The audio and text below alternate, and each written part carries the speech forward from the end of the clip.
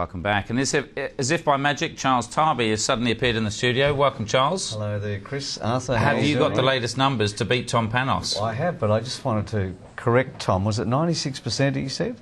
I'm not sure. He said, I think 100 from 105. 96, yeah. It's 95.238. He's rounding up again, is he? It's these real estate agents. Down, that's what it is. But that's what a great result that is, of course. It is. In those areas Tom talks about, there's very, very scarce amount of stock around. So, naturally, there's a lot of competition when things happen. But the market's still moving, Chris. We've still got the auction clearance rates going up on a national level. And as you know, if we talk about the traditional times of winter, it's usually the other way around. So we hit 66% clearance rates this week as a national average, but there were some stars. Melbourne had 68.1 and Sydney had 71.9, so Sydney's been in the 70s for the last couple of weeks. Even though it's been raining for a month?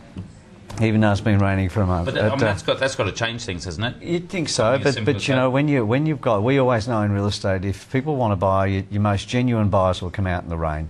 And so you're going to do business. You can only sell a home to one person. So at the end of the day, if they're out there looking, you're good. And same with Canberra had a pretty good, they've had a reasonably good run. They're at 50%. Perth itself was at 55.6. So most of them, the other capital cities were level but flat. But generally, their clearance rate nationally was 66% when you look at it overall. Right. Okay. And is there any hope of more property coming on the market? That's interesting. We had a spike of 3.14% increase in stock over this time last week, and it's been negative for the last few weeks. Now, again, traditionally, winter is not the time that people will bring their stock on. So we've said it before, there are no seasons anymore when it comes to real estate. It's really all about matching consumer sentiment to the availability of stock in certain areas and trying to bring it all together. This time last year, we were negative 14.81% in terms of stock that we had over this time last year. But as we've been talking again, the stock level's starting to increase, so maybe they're listening. People don't want to get lost in this, because if they wait too long, you know how it all happens again, and we're starting to see a pattern. Okay, so what about the rents then?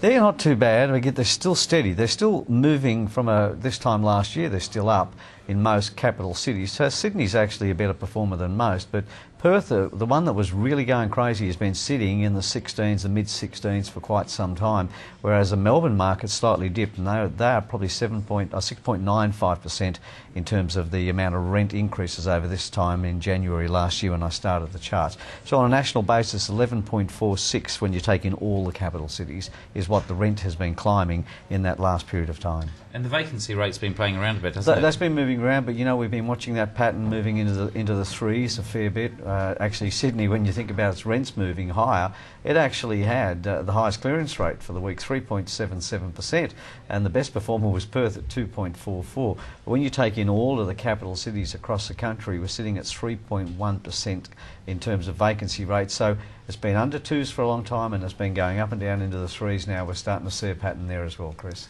And quickly, what are your thoughts on change in Prime Minister?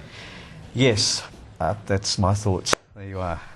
They're my thoughts. Do you want me to go for 30 seconds, did you? Oh, 30 seconds. Well, I heard you gentlemen talking earlier on, and I think obviously people just need to know what in heaven's name is going on so that they can make decisions. There's so many people up in the air that they just won't move until they hear what's going on.